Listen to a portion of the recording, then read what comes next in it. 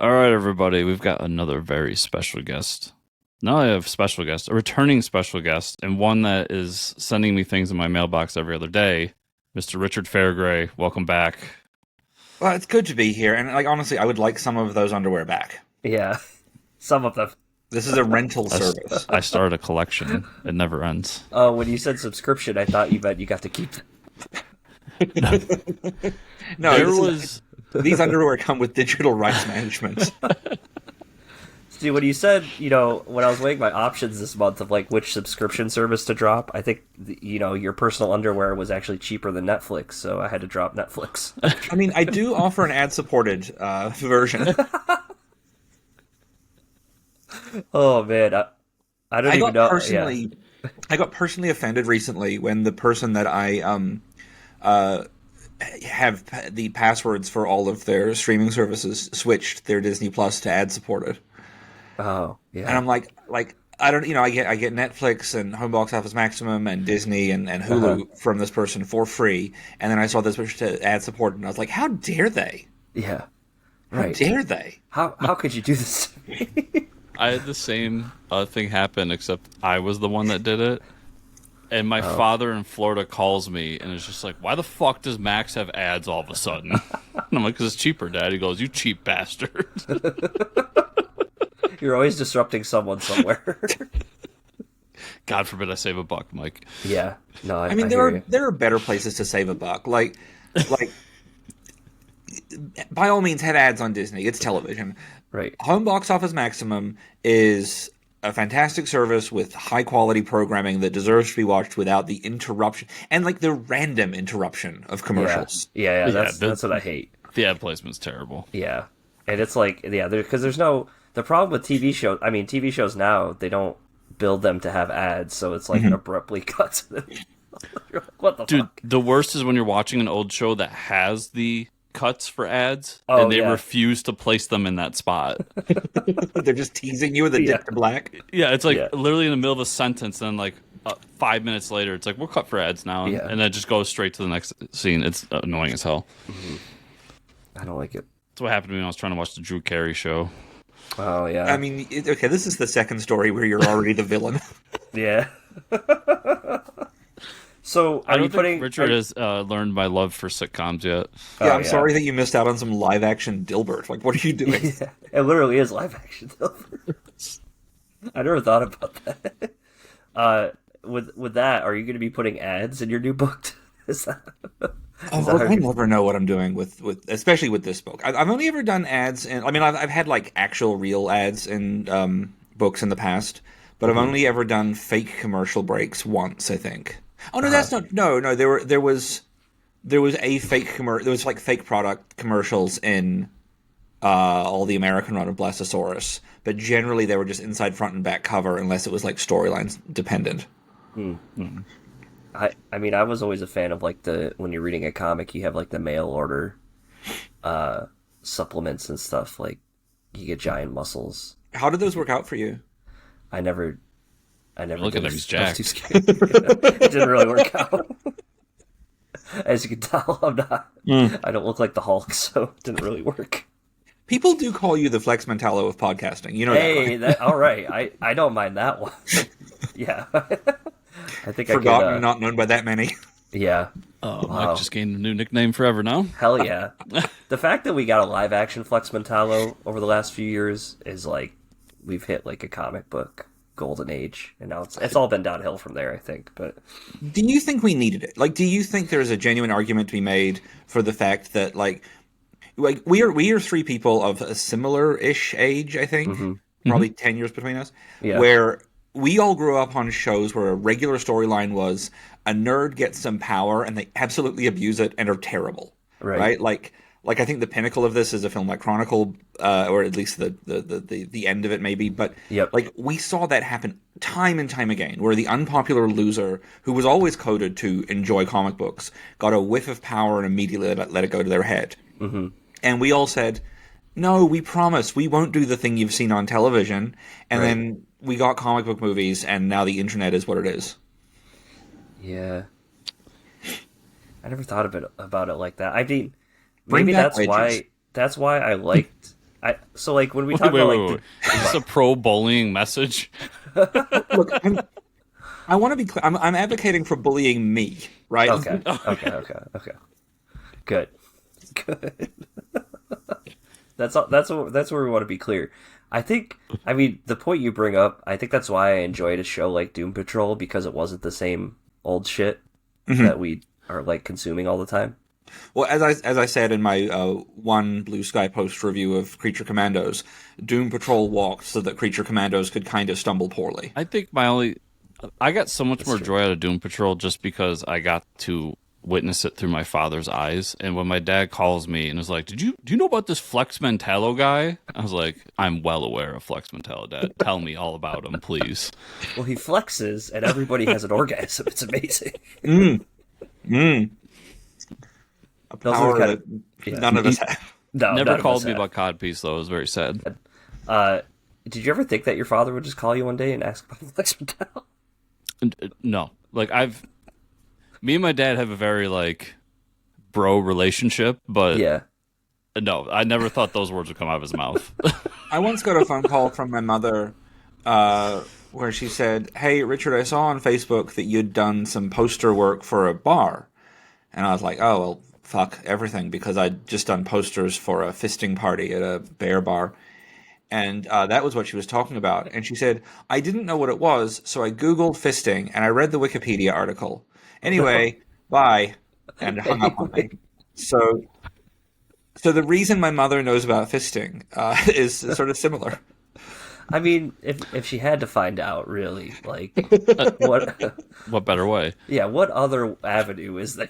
On a similar note, Richard, how do you feel about the recent casting news of and the He-Man movie? He-Man casting the character Fisto? I have absolutely no opinion. I didn't know what happened. Oh, okay. I'm aware that there is a character named Fisto. I think there's also a Fisto in Star Wars, but I'm not sure. He-Man is not something that ever really like. There's a whole group of us who are very close friends now, and the thing that we have bonded over is that years before we knew each other, all of us lied to people and said we were taping Masters of the Universe when it played on a Saturday night in 1993, and actually we were all taping Adventures in Babysitting. So that kind of really is sort of the text for Richard at this point. Yeah, that really paints a picture. Yeah. Like what I care about, the kind of adventures that I'm seeking. Like every night for me is one crazy night where I have a lengthy conversation about hot dogs. Yep. Oh yeah. Nice. That's not a night for you unless you got that. I will say I had a dream, and I never tell people about your dreams. It's always boring, but I'm a very special, delicate flower, and my dream is interesting. I had a dream that they were making a Fantastic Four movie, and that they'd cast. I'll reveal it at the end of this bit. They'd done the perfect casting for one of the characters, and I woke up to learn that yes, there is a Fantastic Four movie. Yes, everyone already knows about it, and no, they did not make the casting choice that in my dream had happened. Hear me out on this. Okay, which character is it? The Thing. Okay. To be played by John Benjamin.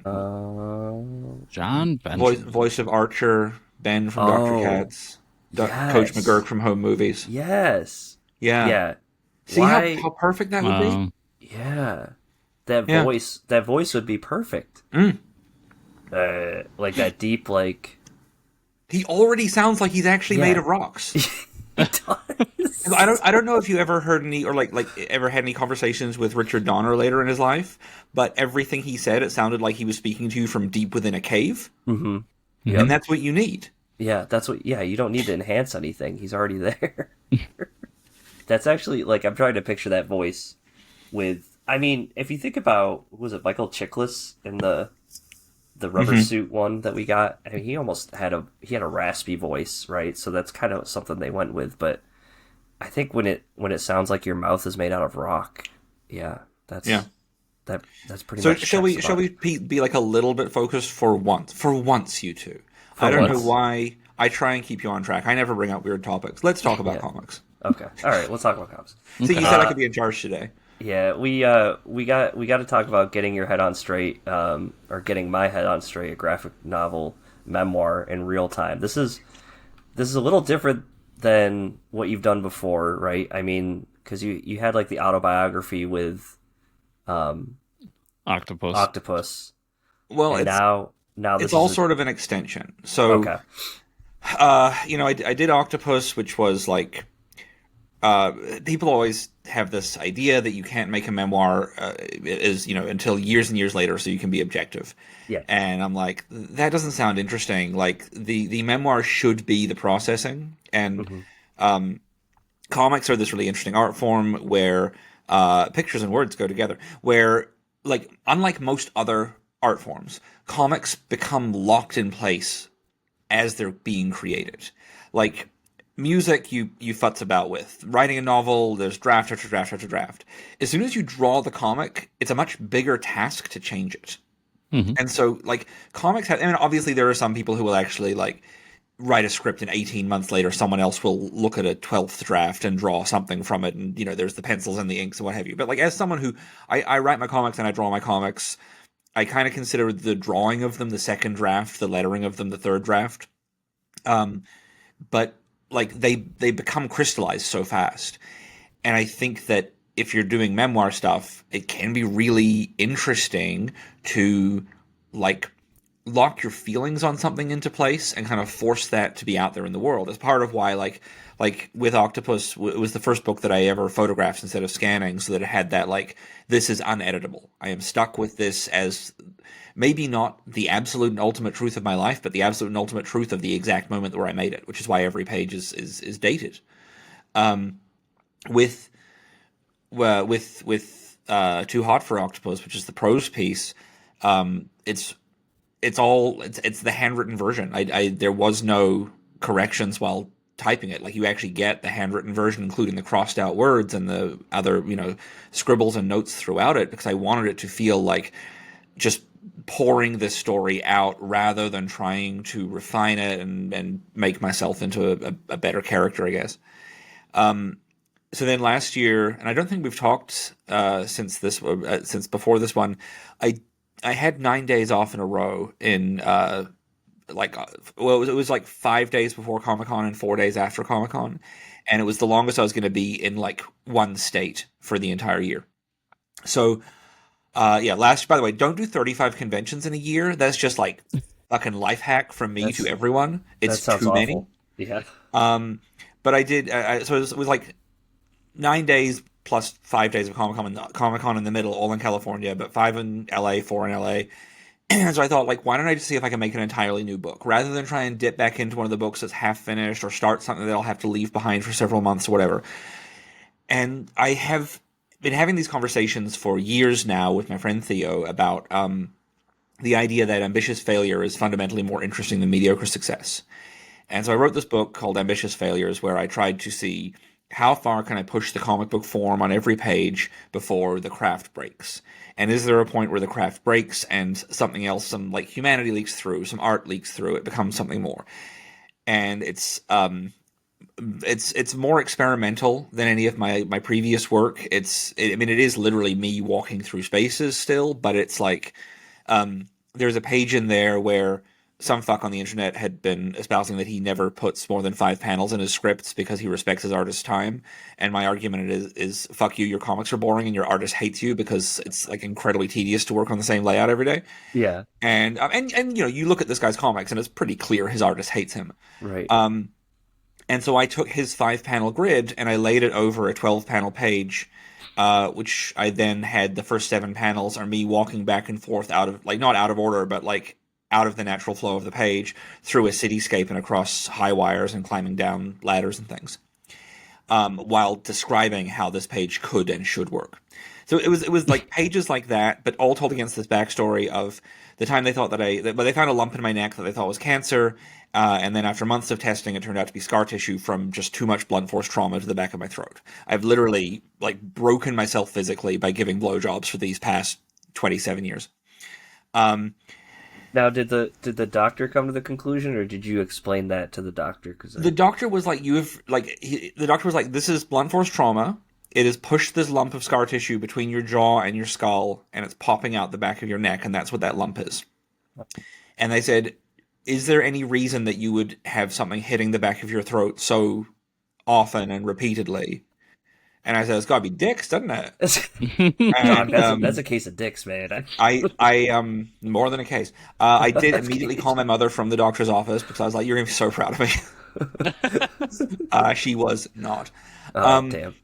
But so I made this book, and like it was it kind of felt like the most it felt like the most successful book narratively for me that I made in the past year or so. And I've been going through this whole weird thing since I think I've spoken to you too since this, but like I got mugged and hit on the head and blah blah blah. And like, you know, once you've woken up in someone else's shit in a gas station parking lot, a lot of other stuff is kind of easy to survive. Right. But it's really made me rethink like how I'm making comics, what kind of stories I want to tell, and I'm not really giving much of a shit about anything other than what's right in front of me. So I had a sticker campaign planned. I wanted to do anti-Valentine's Day stickers for comic creators. Yeah. So like they would look like candy hearts, but it would say things like "well, well, well, bad comics," or "I don't want to fuck you or read your comic," or you know, "I'd like you better if your comics were good," things like that. And I bought all the envelopes to ship the stickers in. It was going to be really simple, like a 5-day campaign, raise a few $100s, just to kind of maybe bring in a new audience, maybe find, you know, get that sticker crowd, I guess, because they're so thirsty for narrative. But you know, I don't like to take time off. And then I was talking with Sam at Kickstarter, the head of comic stuff, and he was like, "You should do a campaign where people can get access to your massive fucking back catalog easily." Yeah. And so we came up with this idea to do a campaign where for $3 you get a PDF of one first issue, any first issue of your choosing. And then for $5 you get three of them, and for like 10 you get 7 of them or some shit. And we were like getting very high on this idea, and then he said, "Oh, you would have to have something new for it." And I said, "Don't worry, I can come up with something new." And he said, "Do you want to do this after the sticker campaign?" And I said, "Fuck the sticker campaign. Let's launch this in 2 days." So I started thinking, and I started being like, well, what could I do to justify having the time off for this campaign? What new comic could I make? Because I can't tie this into some other thing. That's just going to get messy. And then I thought, I'm fundamentally broken as a person. The world is cursed. We're all living in a hellish chaos. Yep. Maybe I should try and figure out what it means to make art right now. And maybe there's a way that I can look at, like, how do you create something when you're being distracted all of the time? Like, what's the Vonnegut story where they're getting blasted in the ear with the sounds every 15 seconds so they can't have interesting new thoughts?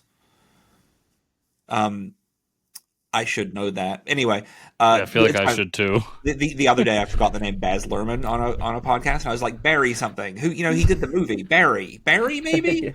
Dude, I forget simple words in the middle of a sentence. I'm like, you know, that thing with the refrigerator, like, you know, yeah. So my favorite, actually, just speaking of refrigerators, I've got a joke that I think doesn't work, but I think it's like technically good. It's interesting how times have changed, like prank phone calls, for instance. Imagine how simple a world we must have once lived in to think that it was plausible for a repairman to be proactive. That's true. It's technically funny. Yeah, it is. It really That's all is. I can do. Yeah, that's amazing. I used to do that too. My favorite, no, not my favorite. I'm not like that much of an asshole, but one of my favorite novels is Moby Dick. Love a good whale story. Love a good story set on the ocean. You know, love some salty seamen.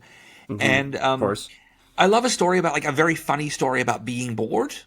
And I have read this book many times, and I have talked about it to many people. And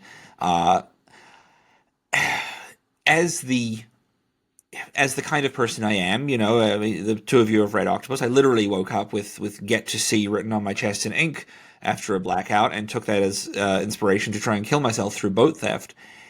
And, you know, like, Moby Dick has been big in my life. Almost 10 years ago now, 3 days after the failed boat theft incident, I was doing a like nationally broadcast radio interview back in New Zealand, and I was like, I'll definitely tell this story. Now, I know that Moby Dick was written by Herman Melville. This is a thing that I'm very fucking aware of. I'm also very familiar with Doug's first movie. So on the way to the interview when some people on my bus are arguing about Doug's first movie. And well, one of them doesn't believe there was a Doug's first movie, and the other one is trying to explain the plot to him. But he keeps talking about the fucking monster being named Ernest Hemingway. And I'm like, no, it wasn't. He was named Herman Melville. The monster's name is Herman Melville because the first thing the monster eats is Moby Dick. Everyone knows this. Everyone owns Doug's first movie. So I'm just all in my head about, like, I've got the name Ernest Hemingway in my head, and I managed to say, I don't mention Moby Dick, fortunately, but I tell the story about stealing the boat, and I say, and I woke up and I've written on my chest, get to sea, as Hemingway advises. And I'm so embarrassed of that. Yeah. Like, I'm just sort of trying to own it now, and like, but this is the kind of thing that haunts me in my sleep, in my very little sleep that I get. Night. You're like, how can I get that wrong? Yeah. And it's those fucking people on the bus who hadn't watched Doug's first movie recently enough. Yeah, I mean, for me, it's been quite some time, but I forgot that was even... Just inspired me to rewatch that movie now. Yeah. It's a great film. It's such an upsetting title. Yeah, it really is. Like, it was pessimistic to call it World War I, and it was too optimistic to call it Doug's first movie, and we need to find the in-between. Yeah. But, that's amazing. Anyway, so I start, like, thinking, like, how do I do this? And I draw this picture. I'm like, maybe I can use this time to just get my head straight. Maybe I can come up with a simple comic. Maybe it can be like a diary comic. I can draw it in a sketchbook, and it can just be kind of a documentation of how the Kickstarter process goes. And I was getting, like, I've been living with my phone on Do Not Disturb for the past year, and it's been absolute heaven. I get no sounds through anything. The only thing I can't shut off is if I miss a call on WhatsApp, which I miss all calls, it makes a beep when the call is ended. Yeah. I can't make that go away. But I'm living this happy life. I will not be trained by the Morlocks to walk underground. But I still, like, I look at my messages, and I'll have, like, 50 fucking messages, and it's always, like, half a sentence saying something that I just could not give two shits about, or that, like, requires, like, a little bit of my attention. And I feel like right now, much like having a noise blasted in your ear to stop you having creative thought, we are being bombarded with bad news and people, like, everyone always needs something from us. And it was kind of like the combination of it all was getting too much. Because this is also the same week that, like, the Neil Gaiman article dropped. And David Lynch died. And, like, by the way, imagine, like, this is a week where the first person ever was charged with using AI to generate child pornography. A Pulitzer-winning comic memoirist, by the way. Yeah. And it was, like, overshadowed by that's how extreme the Neil Gaiman article was. That's a wild fucking thing to imagine. Right. That happened to, like, get swept under the rug. It's I didn't even hear about that. That's how swept under the rug that was. Well, the Gaiman article was the Monday, and the AI child porn was the Thursday. There's a joke somewhere in there. I don't know what it is. But it's this. I don't know. Like, we are living in chaos at all times. We are all operating as like highly tense, vibrating strings. Yep. And so I start making this comic, and I don't know how long it's going to be. And I draw a cover where it's just a bunch of things that look a lot like doozers climbing around inside my head.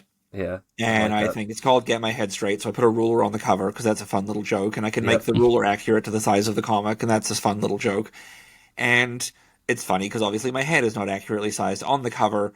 This is about the constant mislead, and I don't know what the fucking comic is going to be. And I launched the Kickstarter, and on the first day I make the first 2 pages, and it's literally me being attacked by a horde of tiny triceratopses who are all screaming things at me that are all, like, directly taken from text messages or emails or voicemails that I've received from, like, my parents being worried about, they're like, Richard, you're an immigrant and there are ICE raids. I'm like, it's yes, that is terrifying. I'm also, like, not the person who's in danger from that, and I'm in LA, but, like, cool message to get from you at 2 a.m.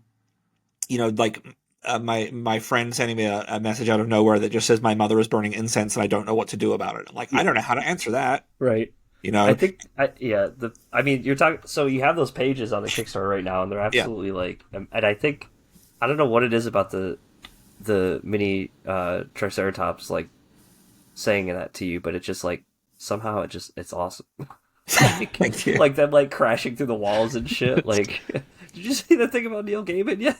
It's a great representation of like what he's Of, like, talking about. Yeah. yeah, like of just being bombarded by info all the time.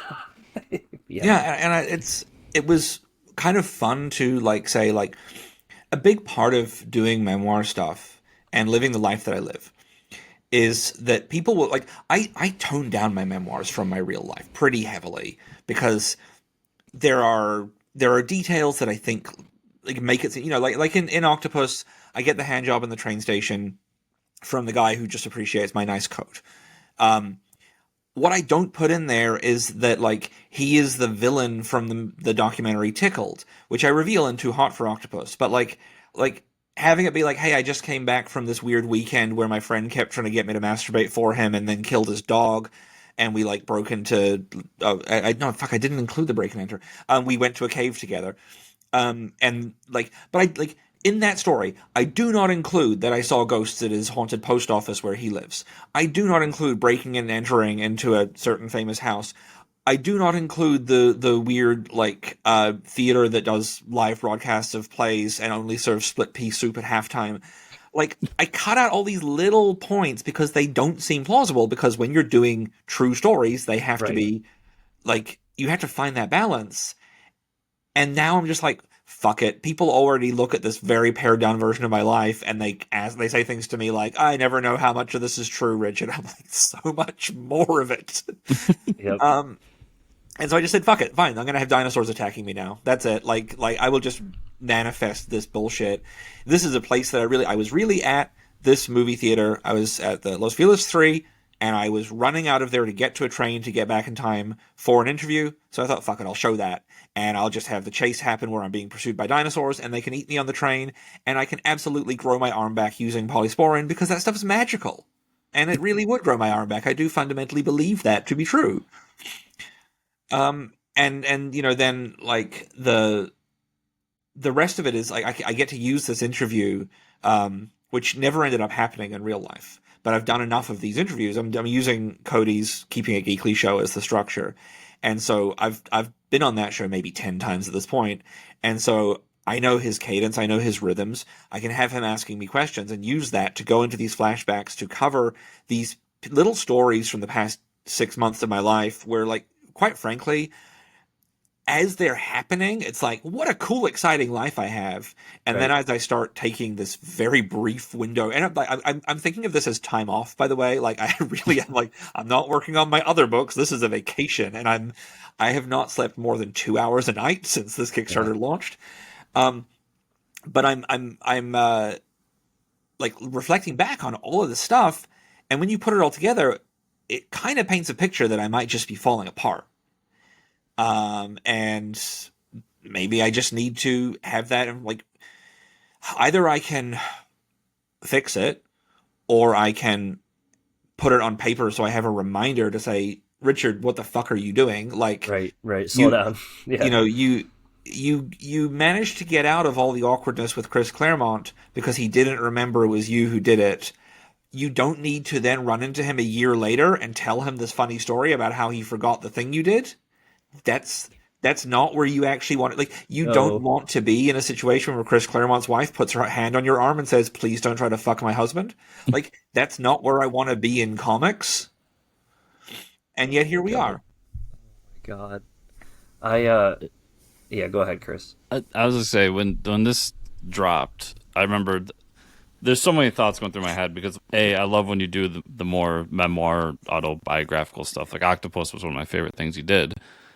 But then I think there's a line in here somewhere where you talk about like I may be falling apart and need to stop doing comics or something like that. And I was like, oh no, don't do that. Just slow down, man. Here's the thing is like what I'm trying to figure out as I make the book and what the like every I kind of talk about. I'm also like, for people who don't know, what I'm doing throughout the campaign is I'm dropping these. I'm having conversations with other comic creators and other people in creative fields throughout it. So this musician Alex Burke, who I've worked with many times, he and I had this whole conversation about like what is the immediacy of comics, and like he talks a lot about free jazz and improvised music and like boring bullshit like that. And then Scott McCloud and I were talking about like the formalism of comics, and you know, he and I have this ongoing fight whenever we talk about like the infinite canvas versus the page, because I firmly believe the page is better. And so I get to like take that conversation, which was a 4-hour phone call, and turn it into Scott and I lining up to ride a theme park ride called Maslow's Hierarchy of Speed together. Um, and you know, like I just finished the piece. I had a long call with Steve Bissett, where because he and I have been friends for a very long time now, and we're talking about like what it will, what it looks like to make work in this time, and what it looks like to survive. And so that one, because it was a conversation about survival, and because it's Steve, and because we both love drawing dinosaur shit, I just had us being pursued by a T-Rex through a weird landscape where he's riding a zebra and I'm on a skateboard. Because why the fuck not, if you can do it. The conversation gets to be real, but it doesn't mean that the pictures have to be. And I almost think that setting it up wherever you want and like whatever situation you want really lends itself to the comic medium too, right? Yeah. Like it's kind of like a nod to it of being able all that freedom, right? But like the thing that I'm really pursuing with it all is, and I kind of state this very directly in the piece with Scott, where I say that like, a film or a novel is answering a question because it takes so long to make that you are exploring something that's been asked and finding the answers before you put it down permanently. The immediacy of comics means that it can just be about the question itself. And that's really exciting to me as a thing that differentiates this medium from others. That's cool. And what I'm trying to figure out is, what is the question that I'm trying to ask? And I don't want to give away where the comic is going, but like I'm 2 weeks into this campaign at this point, and I think I've realized like the question might not be what's the comic about. The question might just be, how much work can I make? Because like one thing that's always said to me, people have been saying to me for 2 decades at this point, you need to slow down or you're going to drop dead. And it's never, I want to be very clear. I don't want to die. I intend to live forever, and so far so good. But like my big question has always been, how much work can I make before I die? Right. How many and I don't mean like producing content, getting shit out there. I'm talking about like how much shit that really matters to me can I actually, how much of the world can I make sense of in the way that I make sense of the world, which is by writing stories and drawing pictures before I drop dead. And if work kills me, that's not scary to me. It's just an answer. And I think that this comic is part of me kind of figuring that out, and partly me trying to like say to myself, are you is there a better and more fruitful way for you to actually do this? That's one of the most real things I've heard on the show. Yeah, that's a lot more deep than I thought it was going to be. But I just wanted to say, yeah, I saw that you were planning on, as the campaign goes along, the updates. Like you said, you're going to be talking with different people about the book and everything, but you're really going to be sharing the journey of this book from your perspective in the updates as the campaign goes along. How has that gone for you, and where did that idea really blossom from? It's sort of morphed a little from what I intended it to be. I'm sort of famous for not updating my Kickstarters. I launch it, and then I by the time we are ready to talk about stretch goals, I've moved on to a new book. And so I thought this would be a good way to force my hand to actually do that kind of the stuff that normal Kickstarter campaigns do. Mm-hmm. And I realized that what I want to be doing is updating people with like, here is the comic that has been made. And at first I was doing it like page at a time and saying like, this is where we're at, this is where the campaign is at. And there's a line in on one of the early pages where when I'm in the interview, Cody says to me, like, he says, obviously we're doing this interview before the Kickstarter launches, but at the time you're drawing this, the Kickstarter has raised, and then states the exact dollar amount that it's sitting at. So it was used as a way to show the disruption of time that happens when you're writing things and drawing them later. But the reality is that's not the best way to read a comic. one page at a time of this sort of weird narrative is pretty unsatisfying. So once I had the first 6 pages done of the introduction, I just sent it out as one bulk lot and said, here's the best version of this. You will not hear from me again until I have a complete piece of something else. So I'm not going to be dropping the other pieces of the interview or the backstory, like flashback stuff, which comprises a big chunk of the like drive of the story. But what I am doing is the 3 stories that are being produced through the campaign from the conversations, which is the Scott story, the Steve story, and the Alex story. The Alex story and the Scott story have already been sent to all the backers, and so anyone who is backing by yesterday when this comes out will have received the Steve story.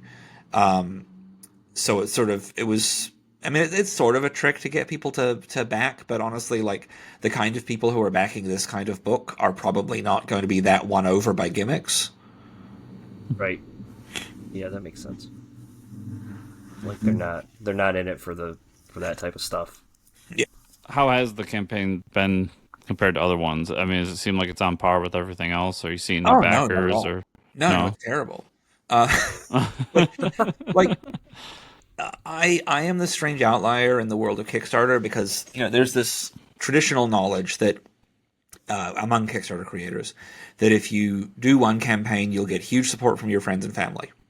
Now, I did not get that because I do not have a family who love me very much. And then if you do a second campaign, you get this drop-off, but because your friends and family are like, I don't give a shit that you make comics, I was going to support you once. And then from your third campaign onwards, you start seeing this growth. You lose a lot of your early backers, and you get a fairly like low retention rate of backers. I have this really high retention rate and a really low rate of new backers. My campaigns have remained steady from campaign 2 onward. And never really dropped off. There's a couple of like 3-day campaigns for little throwaway things that have obviously not done, what other things do, but like all of the real campaigns have just sat at this one flat level throughout. And this campaign is sitting a lot lower. I think partly because if you look at something like X-Files of Frankenstein, it sells itself on the premise. Even Ambitious Failures, I have a 1-sentence version. Octopus, I can give you the 1-sentence version. Everything else has this clear thing, and I don't know what this book is. So I'm saying to people, it's a memoir being made in real time. Does that make sense to you? And they go, no. Can you explain it? And I say, no, because I don't know yet. I think it's working, and it is. Like, I've been getting incredibly good responses to the pieces that I've been putting out, but it's just incredibly hard to encapsulate what this book will actually be. And it's sort of a shame because, like, I know that, I know this is the kind of book that if I was 30 times as famous and successful, it would be a book that a lot of my longtime readers would love and use to introduce new people to it, because it does do a lot to talk about what comics are in ways that I don't think many other people have really tackled, because I think, I spend my entire life thinking about comics, and whether you agree with me on my takes on them or not, I think I have a take. And I think this is going to be a book that instead will be largely forgotten and thrown into the add-on pile, or maybe not even that. This might just be a book that I have a handful of copies of at conventions for the real ones out there. Yeah, this feels like a book that down the line, like, the fans it's either going to be their favorite book or the one, like you said, that falls by the wayside. But yeah. And I'm fine with that. Yeah. Like it's 2.5 weeks of my life. I'll make a 64-page book. I'll have it out there, and I'm putting out the pre-launch for the next book the day before this interview goes up, I think. Okay. So like during this campaign, I'll have the pre-launch for the next one, which is another of my little horror books. So I'm doing these 100-page horror stories at the moment. Cool. Do I have one within reach? No, I don't. Okay. But I just finished packing up all the Crooked Little Town campaign to ship out. So I've got this new one up called Shoegaze, which is about it's a horror story about why you can't look someone in the eye. And the entire thing is first-person perspective from a person just looking at their feet as they walk and talking about very candidly how terrified they are to make eye contact, and then, the inevitability of what will happen if they do. If they do? Wow, that's crazy. That sounds awesome. Yeah. And that's going up, you said, so 2 days from now. Yeah, pre-launch will be up on the 18th, and then So it's I think already the up now. campaign will launch on March 4th. Okay. Cool. So let's keep it churning, keep it going. Yeah. I mean, this campaign now, you're over the 2,000 goal, so... Yeah. I mean, I guess, like, before we end up wrapping up today, like, is there anything else you want to say about, get my head on straight before we wrap? Like, is there, because I know you said it's hard to kind of talk about what it's about and where it's going to go, but, like, if you had to, if people, I guess it's hard because most people backing it, you said, are fans of you, so, like, there's, like, for a new person to come in and read this book, like, what would you tell them? I think that right now the thing that is connecting an awful lot of people on both sides is that the world is far more chaotic than we thought it would be. Okay. That makes more sense. Yeah. Incredibly hard to just get out of bed in the morning once you've looked at your phone. Mm-hmm. And I'm trying to make sense of that from a deeply personal place. Yep. But that I think that, whether you have the same experiences as me or not, I think is pretty universal. Mm-hmm. I think that the thing that has made people really respond to my graphic memoir work is this an unwillingness to sand down the edges of anything. I said I take out aspects that I think people will find too fanciful, but I certainly never try and make myself look like anything more heroic than I have ever been. And I think that, if either of those sides connect to you, this is a book that should be incredibly interesting.